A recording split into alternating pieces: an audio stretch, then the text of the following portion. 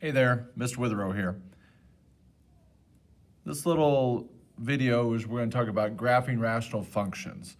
There's going to be three things that we're going to talk about. We're going to talk about vertical asymptotes, we're going to talk about horizontal asymptotes, and then we're going to talk about this thing called a hole, all right, where the graph is breaks apart and then it comes back together, right? So there's an actual hole, physical hole, all right?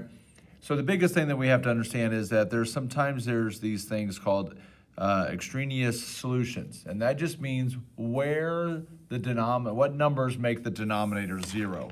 Remember that we're talking about rationals. Rationals are fractions, and if we had fractions, if we had our calculator, and if we had the fraction 5 over 0, right, and we hit enter, it's going to tell us that we have an error, because you cannot divide by 0. Never can you divide by 0.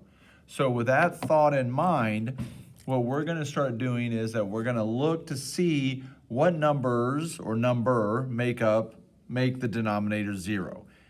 Those numbers are vertical asymptotes. Vertical asymptotes is a line in the graph in which the graph gets really super close to, sort of like this, but it never touches, and so it will go straight up like that. Or it will come down and then shoot off this way.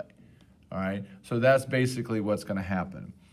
The whole thing is where it's undefined. Undefined, again, is where it's 0. So here's what we have to do. We have to get x equal to a number. Remember that function, f of x, is just fancy for y. So sort of kind of remember that going into this. All right, vertical asymptotes, pretty basic. If it's in factored form, right, this one's not, but this one is, then you're simply just set that equal to 0 and solve for x.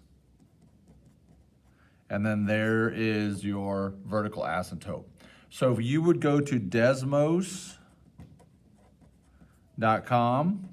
right, and you type this in, 8 over x minus 3, and then you're going to get a graph, and that graph at x equals 3, now Desmos doesn't show you x equals 3, but you're going to see this line or this graph shoot down like this, and then this one is going to come up like this. So it's going to be something like this. If this was 3, it's going to look like something like this, okay? That's what the graph is going to look like. It's going to be a little different than normal. All right? Now, what happens if it's not in factored form? Well, then go get it in factored form, right? So what two numbers do you multiply to get 12 that add up to 7? Well, it's 4 and 3. So now this one, we can't cancel anything on the top. So here we're going to have two vertical asymptotes. So the asymptotes will be x plus 4 equals 0, x plus 3 equals 0. So that means we're going to get x equals -4 and x equals -3. So there's our two vertical asymptotes.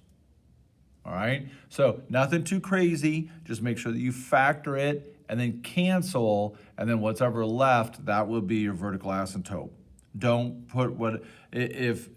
count the one that cancels. We'll deal with that with holes. All right? Okay. Horizontal asymptotes. Bottom page here. All right. Horizontal asymptotes have a little bit more structure to it here. Now we're going to get to be y is equal to, because remember, horizontal is this way, right? That should be dotted line, sorry. How about that? All right. And then what happens is we're talking about when x is approaching positive or negative affinity. So like going back up here with this graph, you can see that this horizontal asymptote here would be y equals 0, because it looks like it's approaching the y or x axis, and then it shoot towards positive affinity. This one comes from negative affinity, hugging that x axis, and then drops down when it gets towards 3, because that's what it says. So that's what it looks like here. You can see that there are 3 different cases, and it's talking about this thing called a degree, right? This is another math term. A degree, if the degree of a polynomial is the highest exponent on the variable. So what your task is to make sure that you look and compare. So if the numerator has a higher degree, then there aren't any horizontal asymptotes. If the denominator has a higher degree, then it's y equals 0, which it looks like this one, which is true. And then this one, if the numerator and the denominator have the same degree, then we have to take a look at their leading coefficients. And the leading coefficient is just that number that's attached to the variable. All right? Okay, so let's take the three scenarios. And we're going to look at the exponents, right? So here's the exponent is a 2. This one is a 1. Remember, if you don't see it, it is 1. If you don't see an exponent, then the exponent is 1. So the numerator is going to be greater than the denominator. If that's the case, that's case number 1, then there aren't any horizontal asymptotes. So horizontal asymptote, and you would write none. In case number 2 here, you have a 1 on top and a 2 on the bottom. So now you're going to have the denominator greater than the numerator, which is the second one. If that's the case, then you're going to have y is equal to 0. So the horizontal asymptote is y equals 0. And then the third and final one is when you have the same degree. So this is the degree of 1 and this is the degree of 1. So they're equal. So if that's the case, if they are equal, then we deal with this leading coefficient thing, which is this right here, those numbers. So we simply just say the horizontal asymptote is y is equal to 3/4. Please leave it as a fraction, even if it's a improper fraction where the number, the denominator, or numerator is larger than the denominator. Leave it as a fraction. It's going to be totally okay. All right? And then the last thing that we're going to talk about is the wholes. All right? And the wholes is where we cancel out. Did I cancel anything?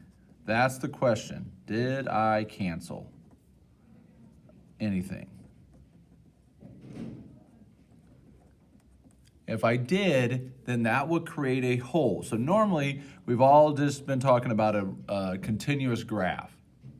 But if we cancel something out, it's going to create this hole. And so when the graph is going up and it hits this hole, then it disappears, the graph disappears, but then it picks back up. So what we're finding out is what this hole is, all right? And how you do that, right? It's a point. So this is a point. So that point is an XY. Remember that. So first thing you have to do is you got to go ahead and factor this. So this is x plus 2, x minus 1, right? Got to know how to factor. So then we're going to simplify. So I'm going to write this over here. So if I simplify, I'm going to cross this out and I'm going to cross this out because you can cancel those two things out. So now my function is simply just 1 over x minus 1. All right, so did I cancel anything out? Yes, I canceled this x plus 2. So my whole, right, is x plus 2 equals 0, which means that x is negative 2. So since it's a point, it's a negative 2 something. So then we have to take this and plug it in here, because remember, this is y equals. So now y is equal to 1 over negative 2 minus 1, or y is equal to negative 1 over 3, or 1 over negative 3, right? So then there's our point. So this is the whole. So if we were to graph it at negative 2, negative 1/3, this would be undefined. This thing would be gone. It would be 0, or not 0, it would be just undefined. It would be a hole, all right? So that's what we're looking for, is in the holes and everything like that. So be aware of that. All right, the next video will be doing some examples, all right? Keep having fun.